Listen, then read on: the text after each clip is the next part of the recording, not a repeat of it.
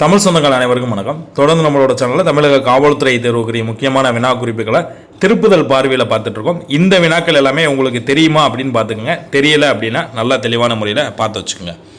இந்த வினாக்கள் டைரெக்டாக ஸ்கூல் புக்கில் இருந்து தான் எடுத்திருக்கு. ரியோ பாரா ஒலிம்பிக் போட்டியில் மாரியப்பன் தங்கம் வென்ற ஆண்டு எது அப்படின்னு கேட்டிருக்காங்க. 2016 தங்கம் வென்றிருப்பார். ரியோ பாரா ஒலிம்பிக் போட்டியில் மாரியப்பன் தங்கம் வென்ற ஆண்டு 2016.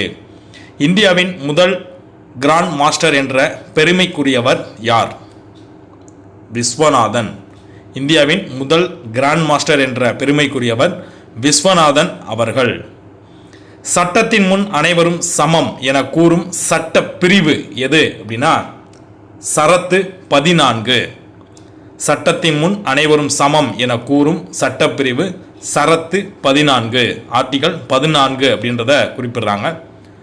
பாபா சாஹேப் என பிரபலமாக அழைக்கப்பட்டவர் யார் அப்படின்னா டாக்டர் அம்பேத்கர் அவர்கள். பாபா சாஹேப் என பிரபலமாக அழைக்கப்பட்டவர் யார் அப்படின்னா டாக்டர் அம்பேத்கர் அவர்கள். இந்தியா ஒரு துணைக்கண்டம். இந்தியா ஒரு துணைக்கண்டம். கண்டம் அப்படின்னு கொடுப்பாங்க ஆப்ஷனில், கன்ஃபியூஷன் ஆகிடக்கூடாது. இந்தியா ஒரு துணைக்கண்டம். இந்த ஆப்ஷன் எல்லாமே நீங்கள் ஜஸ்ட்டு பாருங்கள், அதுக்கப்புறம் நீங்கள் கெஸ் பண்ணி ஆன்சர் பண்ணுங்கள். குஜராத் தாண்டியா அப்படின்றத கொடுத்துருக்காங்க. பஞ்சாப் அப்படின்றது எதை குறிப்பிடுது? பங்காரா. குஜராத்தில் தாண்டியா நடனம், பஞ்சாபில் பங்காரா அப்படின்ற நடனம் புகழ்பெற்றதாக இருக்குது அப்படின்றத குறிப்பிடுறாங்க. இது பொறுத்துக டைப்பில் கூட கேட்கலாம், நல்லா பார்த்து வச்சுக்கோங்க. இந்தியாவை இனங்களின் அருங்காட்சியகம் என்றவர் யார்? ஸ்மித் அவர்கள். இந்தியாவின் இனங்களின் அருங்காட்சியகம் என்றவர் யார் அப்படின்னா ஸ்மித் அவர்கள். இந்தியாவை மொழிகளின் காட்சி சாலை என்றவர் யார் அப்படின்னாதே அகத்தியலிங்கம் ஆன்சராக வரும். இந்தியாவை இனங்களின் அருங்காட்சியகம் அப்படின்னா ஸ்மித் அவர்கள் சரியான விடை. இந்தியாவை மொழிகளின் காட்சி சாலை என்றவர் முன்னாடியே தான் சொன்னேன், அகத்திய லிங்கம் அவர்கள். 2 கொஸ்டினுக்கு டிஃபரன்ஸ் நல்லா பார்த்து வச்சுக்கோங்க. இந்தியாவை மொழிகளின் காட்சி சாலை அப்படின்றவர் அகத்திய லிங்கம், இந்தியாவை இனங்களின் அருங்காட்சியகம் என்றவர் ஸ்மித். கன்ஃபியூஷன் ஆகிக்கிறாதீங்க. நம்ம கொஸ்டினை நல்லா தான் படிச்சிருப்போம், கன்ஃபியூஷன் ஆகிற மாதிரி கொஸ்டினை கேட்டு நம்மளை கன்ஃபியூஷன் பண்ணுவாங்க. டிஸ்கவரி ஆஃப் இந்தியா எனும் நூல் யாருடையது? ஜவஹர்லால் நேரு அவர்களுடையது. டிஸ்கவரி ஆஃப் இந்தியா ஜவஹர்லால் நேருடைய படைப்பு. பரதநாட்டியம் தமிழ்நாடு யஷ்கானம் எந்த ஸ்டேட்டுக்குரியது அப்படின்னா கர்நாடகாவுக்குரியது. பரதநாட்டியம் தமிழ்நாடு, யஷ்கானம் அப்படின்றது கர்நாடகாவுக்குரியது அப்படின்றத குறிப்பிடுறாங்க. தற்போது வரை செம்மொழியாக அறிவிக்கப்பட்டுள்ள மொழிகள் எத்தனை? 6. தற்போது வரை செம்மொழியாக அறிவிக்கப்பட்டுள்ள மொழிகளின் எண்ணிக்கை 6 அப்படின்றத குறிப்பிடுறாங்க. இந்தியாவில் தமிழை செம்மொழியாக அறிவித்த வருடம் எது? விடை உங்களுக்கு தெரிஞ்சிச்சுன்னா கமெண்ட் பண்ணுங்கள். தமிழை செம்மொழியாக அறிவித்த வருடம் எப்பொழுது? இந்தியாவில் அதிக மக்களால் பேசப்படும் முதல் 5 மொழிகளில் தமிழின் இடம் என்ன அப்படின்னு கேட்டிருக்காங்க. ஸோ தமிழ் எத்தனாவது இடத்துல இருக்குது அப்படின்னா 5வது இடத்துல இருக்குது. இந்தியாவில் அதிக மக்களால் பேசப்படும் முதல் 5 மொழி. இந்தியாவில் 5 மொழிகள் முதன்மையாக பேசப்படுது. அதில் தமிழ் 5வது இடத்தில் இருக்குது அப்படின்றது குறிப்பிடத்தக்கது. ஆப்ஷனில் முதலாவது அப்படின்னு கேட்டாங்கன்னா டக்குன்னு போட்டுறாதீங்க. இந்தியாவில் அதிக மக்களால் பேசப்படும் முதல் 5 மொழிகளில் தமிழின் இடம் என்ன அப்படின்னா 5வது இடம். ஒரு சமூகத்தின் அடிப்படை அழகு என்ன அப்படின்னு கேட்டிருக்காங்க. குடும்பம். ஒரு சமூகத்தின் அடிப்படை அழகு குடும்பம். இந்தியாவில் மிக குறைந்த மழை பொழியும் பகுதி எது? மிக குறைந்த மழை பொழியும் பகுதி எது அப்படின்னா ஜெய்சல்மார். இந்தியாவின் மிக அதிக மழை பொழியும் பகுதி மேகாலயாவில் உள்ள ஷில்லாங் அப்படின்ற பகுதியை குறிப்பிடுறாங்க. மிக குறைந்த மழை பொழியும் பகுதி ஜெய்சல்மார். அந்தமான் தீவையும் நிக்கோபர் தீவையும் பிரிக்கும் கால்வாய் எது அப்படின்னு கேட்டிருக்கு. 10 டிகிரி கால்வாய். அந்தமான் தீவையும் நிக்கோபார் தீவையும் பிரிக்கும் கால்வாய் எது அப்படின்னா 10 டிகிரி கால்வாய். பசிபிக் என்பதன் பொருள் என்ன? அமைதி. பசிபிக் என்பதன் பொருள் அமைதி. ஆழம் கொடுத்துருப்பாங்க, கன்ஃபியூஷன் ஆகிடக்கூடாது. பசிபிக் அப்படின்னா அமைதி. எஸ் வடிவத்தை போன்ற கடல் எது? அட்லாண்டிக். எஸ் வடிவத்தை போன்ற கடல் எது அப்படின்னா அட்லாண்டிக். நைல் நதி உள்ள நாடு எது? எகிப்து. நைல் நதி உள்ள நாடு எகிப்து. புவியின் மிகப்பெரிய மற்றும் ஆழமான பெருங்கடல் எது அப்படின்னு கேட்டிருக்காங்க. பசிபிக் பெருங்கடல். புவியின் மிகப்பெரிய மற்றும் ஆழமான பெருங்கடல் எது அப்படின்னா பசிபிக் பெருங்கடல். உலகின் உயர்ந்த பீடபூமி எது? தீபத் பீடபூமி. உலகின் மிக உயர்ந்த பீடபூமி எது அப்படின்னா தீபத் பீடபூமி. உலகின் மிகச்சிறிய கண்டம் எது அப்படின்னு கேட்டிருக்காங்க. உலகின் மிகச்சிறிய கண்டம் ஆஸ்திரேலியா. உலகின் மிகச்சிறிய கண்டம் என்று அழைக்கப்படுவது ஆஸ்திரேலியா. உலகில் முதலில் பெருங்கண்டங்களை சுற்றியிருந்த நீர்ப்பரப்பு எது அப்படின்னு கேட்டிருக்கு. இதோட விடை பாந்தலாசா அப்படின்றத கொடுக்குறாங்க. பாஞ்சியா, பாந்தலாசா அப்படின்லாம் சொல்லுவாங்க. நம்ம ஸ்கூல் படிக்கும்போது படிச்சிருப்போம். உலகில் முதலில் பெருங்கண்டங்களை சுற்றியிருந்த நீர்ப்பரப்பு எது அப்படின்னா பாந்தலாசா. ஹைட்ரோபியர் என்பது எதை குறிப்பிடுகின்றது? நீர்க்கோளம். ஹைட்ரோஸ்பியர் அப்படின்றது நீர்க்கோளம் அப்படின்றத குறிப்பிடுறாங்க. நல்லா பார்த்து வச்சுக்கோங்க. டைரெக்டாக ஸ்கூல் புக்கில் நிறைய கொடுத்துருக்காங்க. குளிர்கால கதிர் திருப்பம் நடைபெறும் நாள் எது? டிசம்பர் 22. குளிர்கால கதிர் திருப்பம் நடைபெறும் நாள் டிசம்பர் 22. சூரியனை எதிர்கடிகார திசையில் சுற்றாத ஒன்றை தேர்க.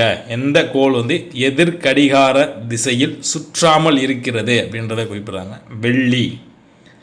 சூரியனை எதிர்கடிகார திசையில் சுற்றாத ஒன்றை தேர்க அப்படின்னு கேட்குறாங்க. கொஸ்டினை வாசிக்கும் போது சுற்றுமா சுற்றாதா எதிர்கடிகார திசையில் அப்படின்னு கேட்ட உடனே நம்ம டக்குன்னு அப்படியே பூமி செவ்வாயின்னு போட்டுருக்கூடாது. சுற்றாத ஒன்றை அப்படின்னு போட்டிருக்காங்க. ஸோ நல்லா நோட் பண்ணி வச்சுக்கோங்க. வெள்ளி சூரியனை எதிர்கடிகார திசையில் சுற்றாத ஒன்று அப்படின்றத குறிப்பிடுறாங்க. அப்போ எதிர்கடிகார திசையில் சுற்றக்கூடியது பூமி, செவ்வாய், நெப்டியூன் அப்படின்றது சரியான விடை. சம பகலிரவு நாட்கள் எது? இதுவும் ஒரு ரிப்பீட்டடான கொஸ்டின் தான். சம பகலிரவு நாட்கள் எது அப்படின்னா மார்ச் 21. மார்ச் 21 சம பகலிரவு நாள் அப்படின்றத குறிப்பிடுறாங்க. முதல் விண்கலம் சந்திராயன் விண்ணில் செலுத்தப்பட்ட ஆண்டு 2008. முதல் விண்கலம் சந்திராயன் விண்ணில் செலுத்தப்பட்ட ஆண்டு 2008. மீத்தேன் வாயு உள்ள கோள் எது அப்படின்னு கேட்டிருக்கு. யுரேனஸ். மீத்தேன் வாயு உள்ள கோள் யுரேனஸ்.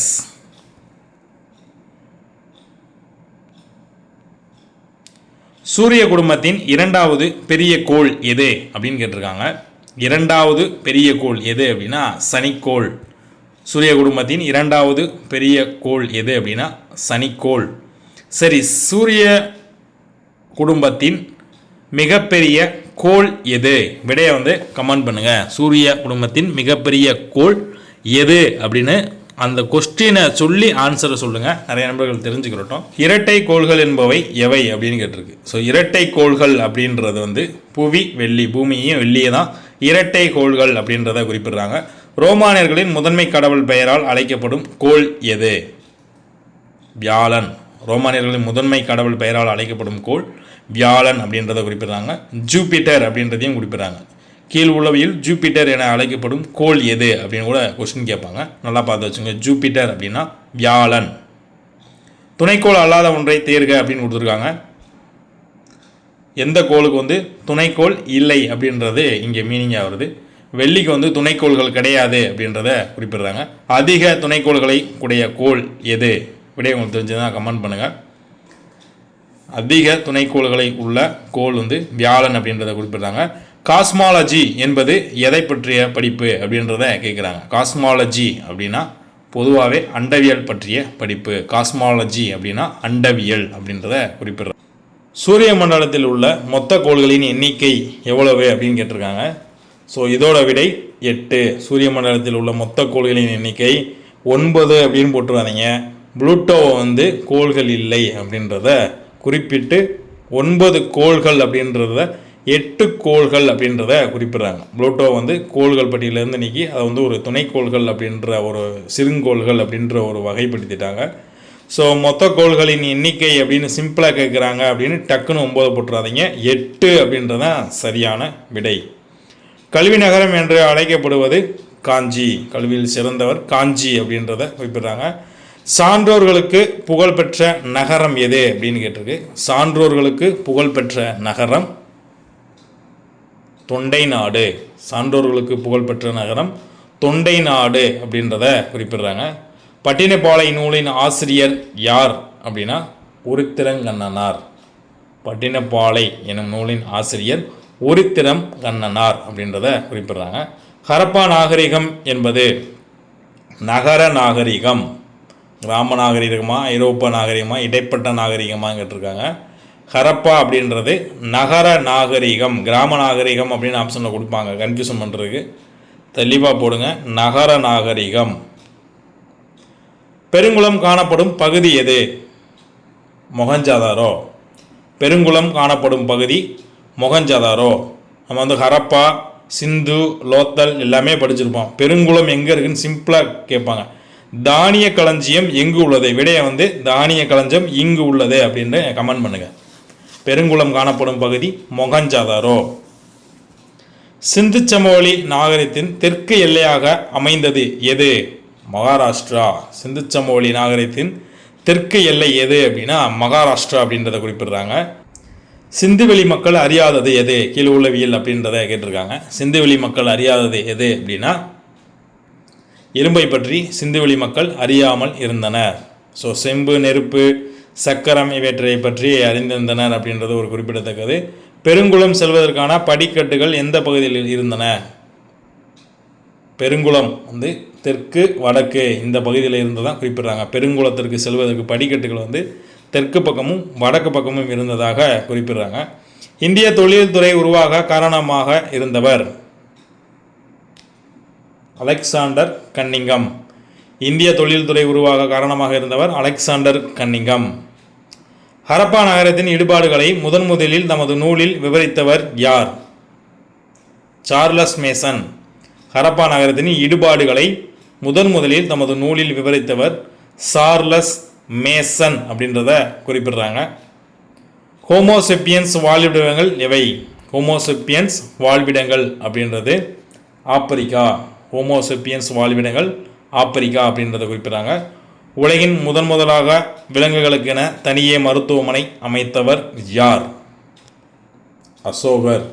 உலகின் முதலாக விலங்குகளுக்கும் தனிய மருத்துவமனை அமைத்தவர் யார் அப்படின்னா அசோகர் அவர்கள். மராஸ்மஸ் நோயின் குறைபாடு எது அப்படின்றத குறிப்பிடுறாங்க.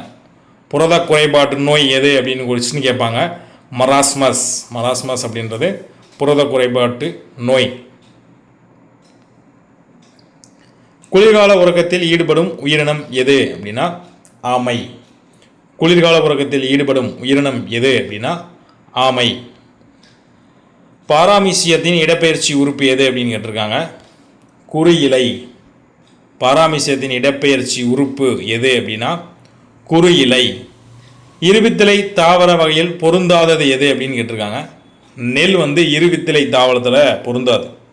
இந்த வினாக்கள் எல்லாமே ஸ்கூல் புக்லேருந்து டைரெக்டாக எடுத்துருக்கு. ஸோ நண்பர்கள் தெளிவான முறையில் பார்த்துங்க. அடுத்த வீடியோவில் சந்திப்போம். வாழ்க தமிழ்.